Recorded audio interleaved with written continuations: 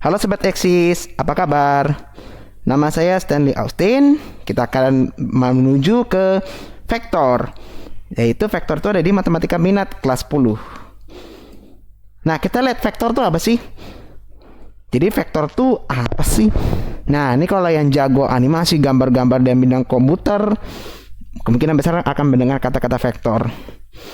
Jadi kalau di matematika tuh vektor tuh adalah besaran yang dia punya nilai. Dia juga punya akar juga.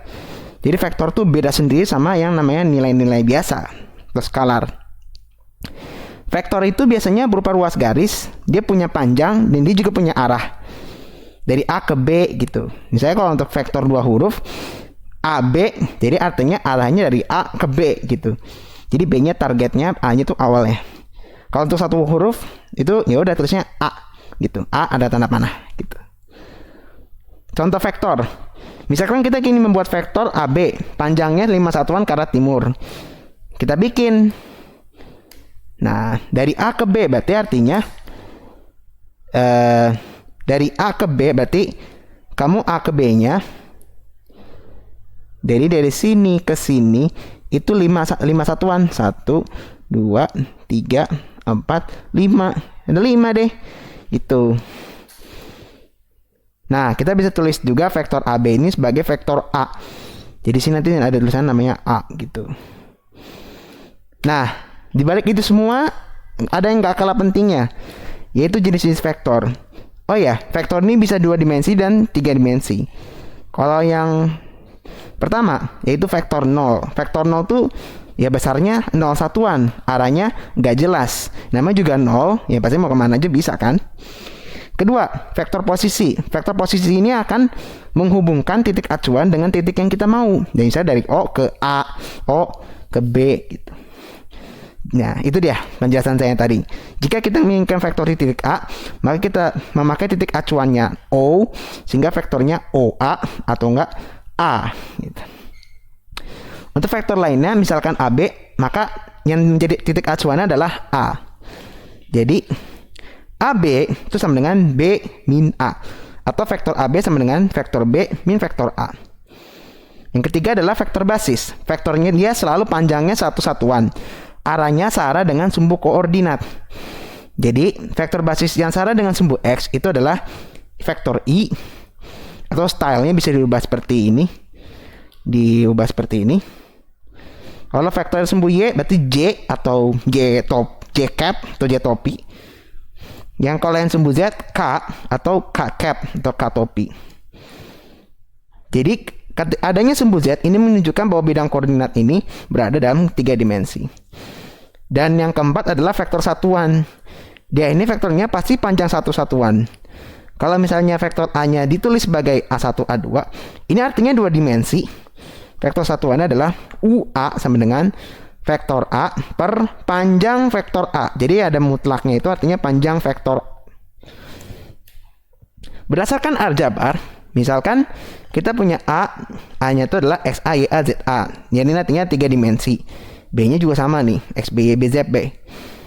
Jenis-jenis vektor dalam diklasifikasikan berdasarkan aljabar bisa ditulis sebagai vektor kolom. Berarti kalau vektor kolom berarti dari atas ke bawah. Kalau OA jadi X, A, Y, A, Z, A.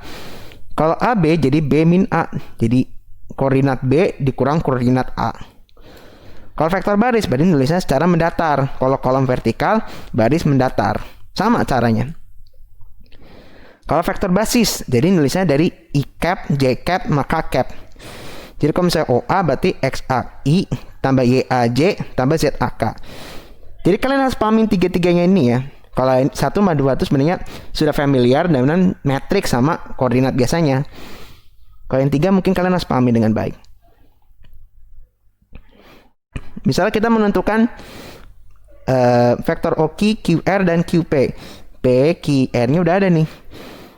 Berarti kalau OQ langsung aja tulis. Kan O-nya kan 0, 0, 0 sebenarnya. Jadi kalau OQ berarti ya titik Q-nya aja sendiri gitu. Ini silakan pilih salah satu stylenya yang kalian suka. Kalau QR berarti R min Q. R min Q. Jadi ini kurang ini kurang ini kurang ini. QP juga sama. Jadi P kurang Q. Jadi ini dikurang ini. Gitu sih. Ini sebenarnya semua ini adalah matriks. Jadi silahkan pahami pelajaran matriks dengan baik ya. Kita buat eksis. Tadi sebelumnya ada nilai mutlak ya. Oke, itu adalah panjang vektor. Kalau kita tulis panjang vektornya sebagai A, maka ini adalah panjang vektor OA sebenarnya. Panjang vektor A itu rumusnya akar X A kuadrat tambah tambah Y A kuadrat tambah Z A kuadrat. Panjang vektor AB berarti XB min X A kuadrat tambah YB Y min Y A kuadrat tambah ZB min Z A kuadrat. Nah, misalkan kita akan menghitung panjang vektor OQ, QR, RQP. Oke, kita sudah dapatkan vektor OQ, QR, dan QP. Nah, silakan bagaimana mengerjakannya untuk OQ, QR, QP. Lihat di video sebelumnya. Scroll back untuk video ini maksudnya. Berarti kalau OQ kita dapatkan min 5i min 2k.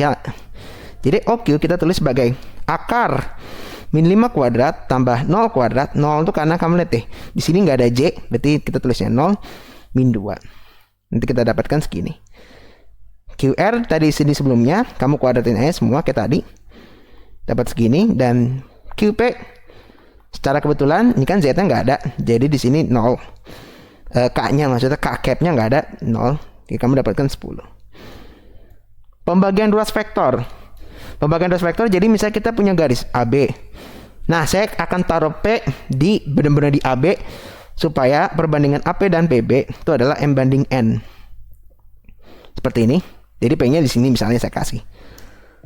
Nah, vektor P dari O ke P ditulis sebagai N A jadi ke sini. Jadi arahnya ke sini ditambah M dikali B per N tambah M. Cara memahaminya, pada NA, kalau kamu tulis vektor A, perbandingannya adalah dari titik B. Jadi kalau misalnya kamu tulis vektor yang B, kamu tulisnya perbandingan dari titik A gitu. Jadi vektor A dikali dengan N dari PB. Misal kita punya A 3, 4, 12, B min 3, min 4, min 12. Kalau Q terletak pada AB, supaya AQ banding QB sama dengan 3 banding 4, OQ-nya berapa? Dan koordinat Q. Kita pakai rumus lagi kayak tadi. Vektor Q atau OQ itu sama dengan NA tambah MB per N tambah M. Nah, kita lihat. Ini saya pakai ini. Nah, A-nya asumsinya adalah 3, 4, 12. Jadi ini sebenarnya A-nya ya OA gitu. Ini OB gitu. Ini makanya kita tulis seperti ini. Oke, di sini M-nya 3, N-nya 4. Mengikuti ini M-nya 3, N-nya 4. Nah, jadi vektor OQ-nya adalah 4 kali 3, 4, 12. Oke, ini 3, 4, 12. Kenapa?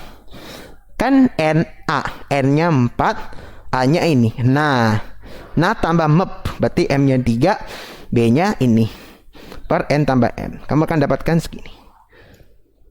Koordinat titik Q-nya mengikuti 3/7, 4/7, 12/7. Oke, like, comment, dan subscribe video ini ya. Semoga apapun ilmu yang saya sampaikan bisa tersampaikan dengan baik ya, Sobat Eksis. Semoga hari-harimu menyenangkan. Dan sampai jumpa lagi di video berikutnya.